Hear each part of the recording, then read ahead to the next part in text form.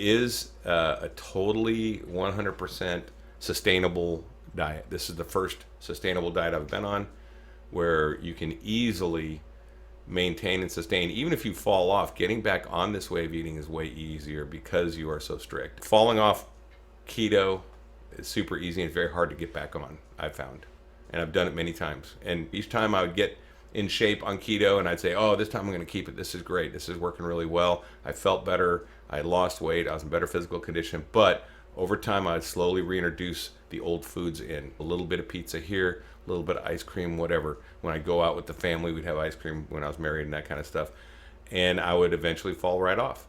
And Work to go and earn my pay. Work, put my boots on and lace them up. all right. Carnivore Soldier coming at you from Austin, Texas. This morning, just got up and started thinking. Last night, I hung out with a veteran friend of mine, and we shared some old stories and had a little bourbon. I don't really drink much anymore. Don't have the desire to, really. I think that's something that is a side effect of carnivore, I've noted. Where before I would really need a drink at the end of the night on a regular basis or on a weekend to wind down. I don't have that desire anymore or need. And even last night as I drank, I just didn't find it as fulfilling as it used to be, I guess. And I've heard this from other people too.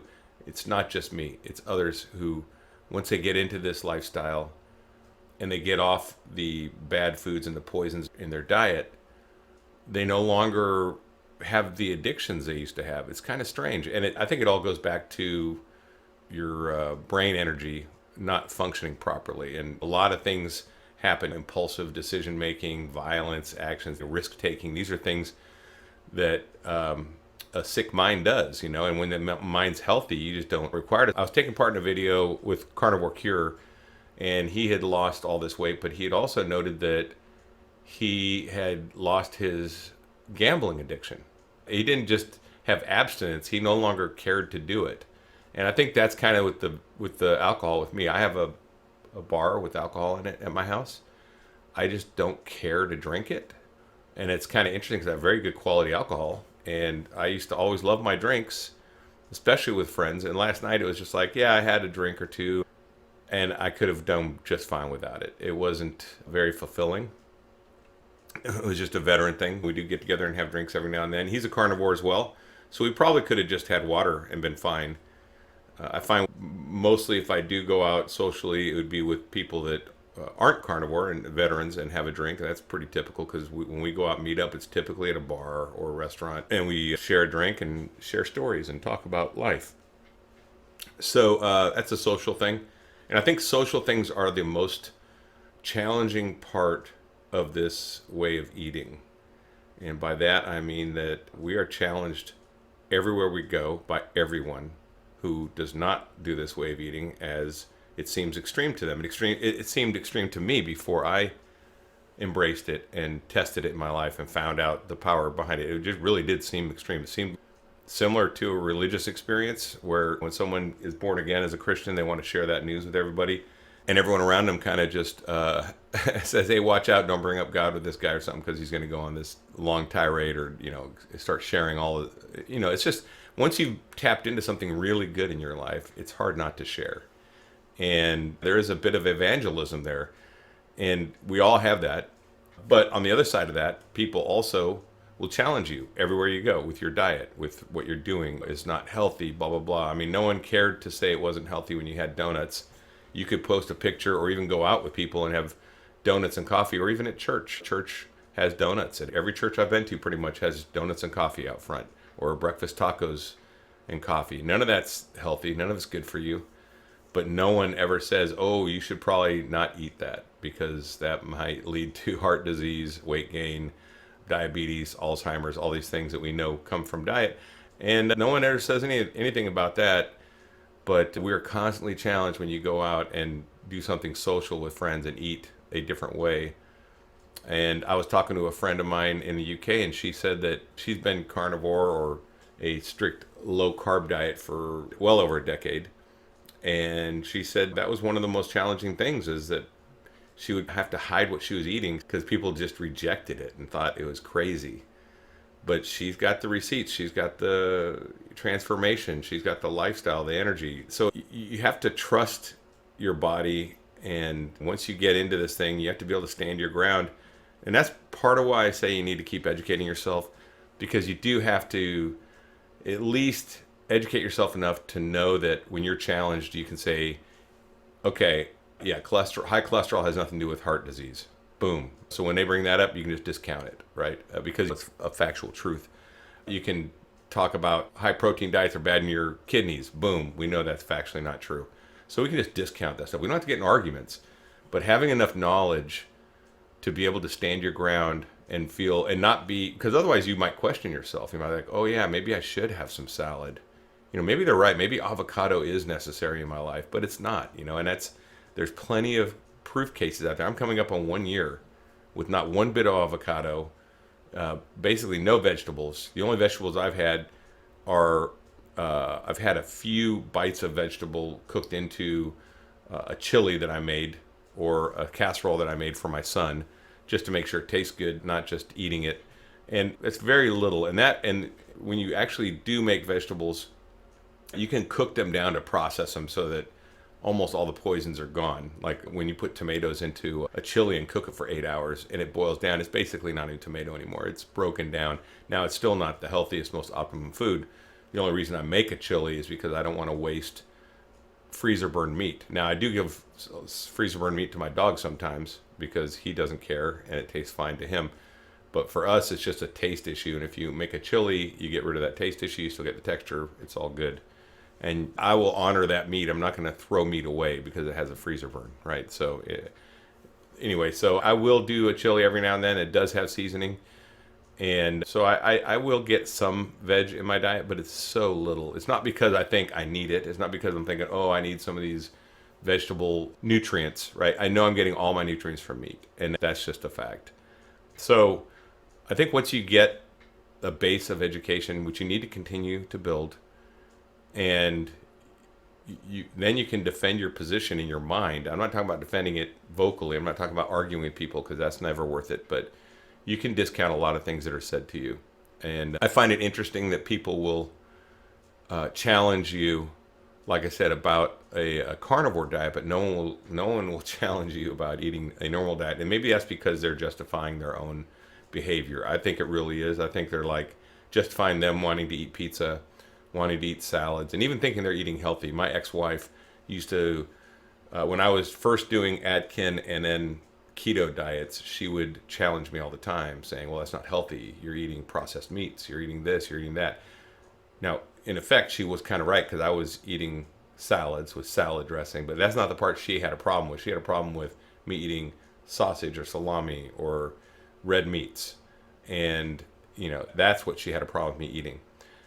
And she was wrong on that case. And actually, when I did keto or Atkins diet back in the day for my military training, I would get in shape every time, and I would feel better energy levels. Not like I do on carnivore, but I would definitely have higher energy levels. My cognition was a little better. But when you get on a full carnivore diet and you really fully commit, it's off the scale how much better you feel.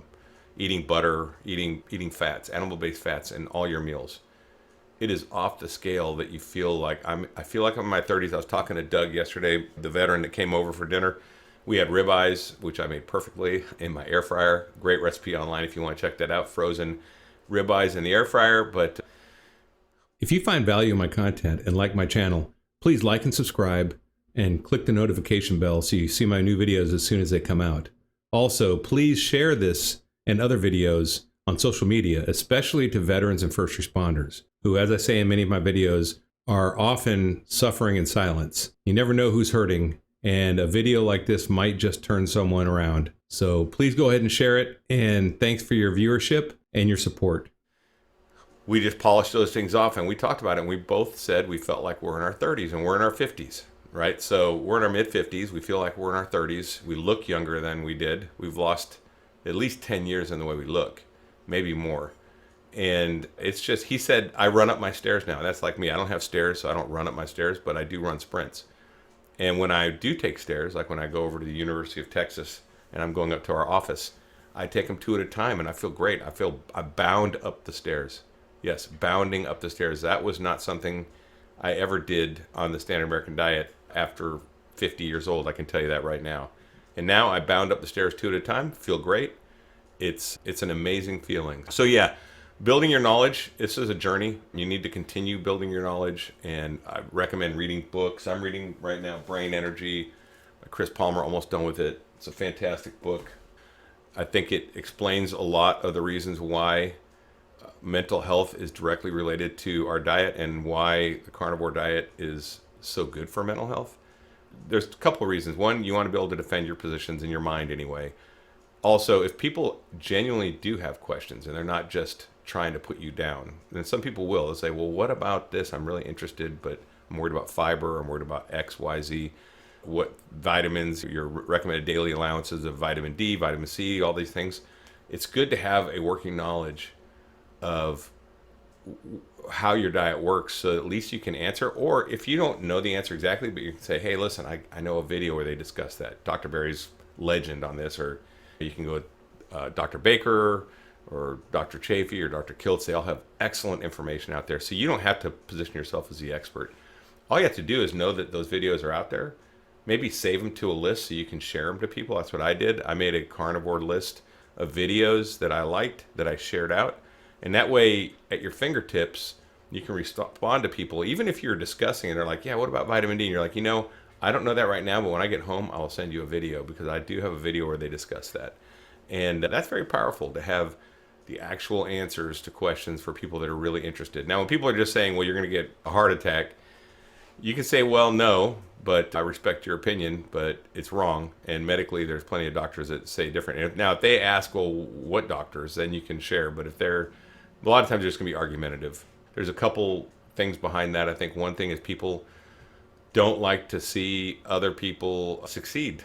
I think there's some kind of competition thing going there. It's kind of like crabs in a bucket. When a crab's trying to get out, the other crabs will pull him down because they're trying to climb out, but they grab him and pull him down. And I think that's one of the aspects. It's like a crab in the bucket kind of thing, where when you start changing your life and lose all this weight and look fantastic and they're not, they feel threatened. I think a lot of times, that people compare themselves to other people, and that's just part of society, right? So that's going to happen. People will try to bring you down to their level. Just avoid that. Stay away from them. If they're negative influences in your life, that's the other thing. You have to decide. And you're going to get a lot more energy and have a lot more things going on in your life after you adapt this life. I have. I mean, YouTube channel, podcast, writing articles, writing book stuff, that kind of things are just added to my list, right? But I have a lot more energy. But you do have to actually shepherd your time. You have to become a good steward of time management and decide what's important, what's not important. And that will change as you go through seasons of life, as things change. I'm a father to my son. I'm a master and a trainer to my dog. I've got a job. I've got a business. I've got a YouTube channel. I've got a lot of things going on, looking, relationships with friends and family. So there's a lot of things that take time, and you have to be a good shepherd of that time. But you do definitely need to continue your education as well. Continued education in this is huge, and definitely need to keep that up as part of becoming a carnivore and maintaining your carnivore lifestyle. It is a totally 100% sustainable diet. This is the first sustainable diet I've been on where you can easily maintain and sustain. Even if you fall off, getting back on this way of eating is way easier because you are so strict. Falling off keto is super easy and very hard to get back on, I've found.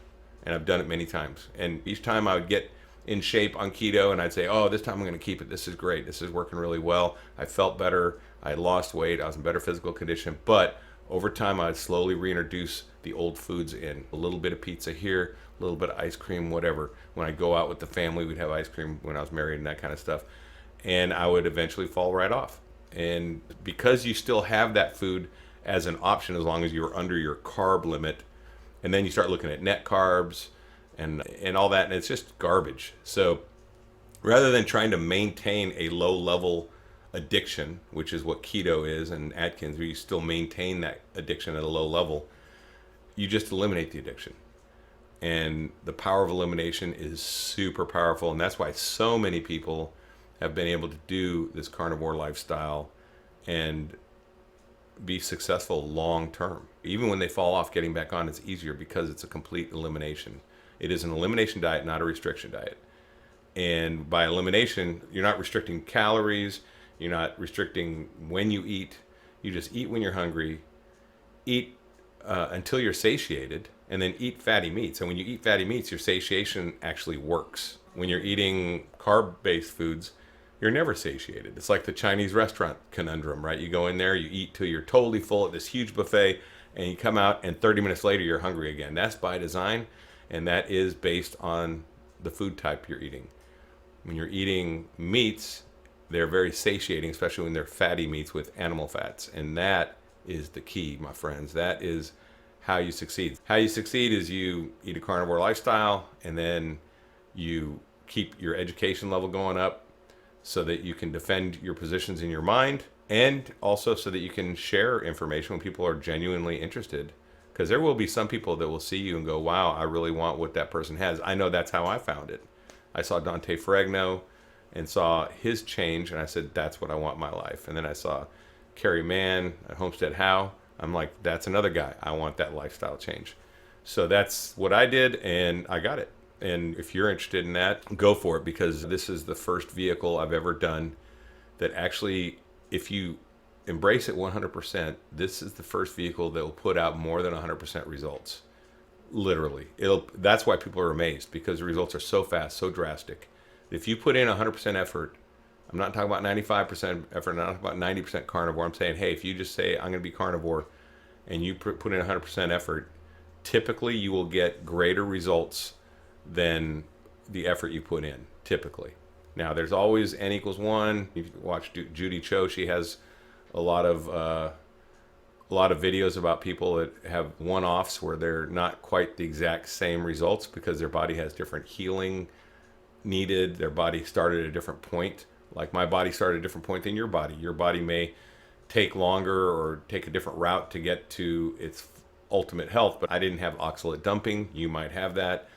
I didn't have a lot of issues that you might have, or you might respond better and faster than I did. That can happen too. So just realize that these are general guidelines, but the fact is that the diet works. You just might have to tweak your own and figure it out. This is the N equals 1 equation that we talk about, that everyone's a little different. But regardless of that, the knowledge you gain is very valuable, and it actually works. So make sure you keep gaining that knowledge, keep working on the carnivore diet, become an expert of your body, and also become an expert of the carnivore diet. It's good to know so that you are there with knowledge for friends and family, right? So anyway, that's all I got. Just wanted to say good morning, and it's another wonderful day here in Austin, Texas. Stay strong and overcome. Carnivore Soldier out.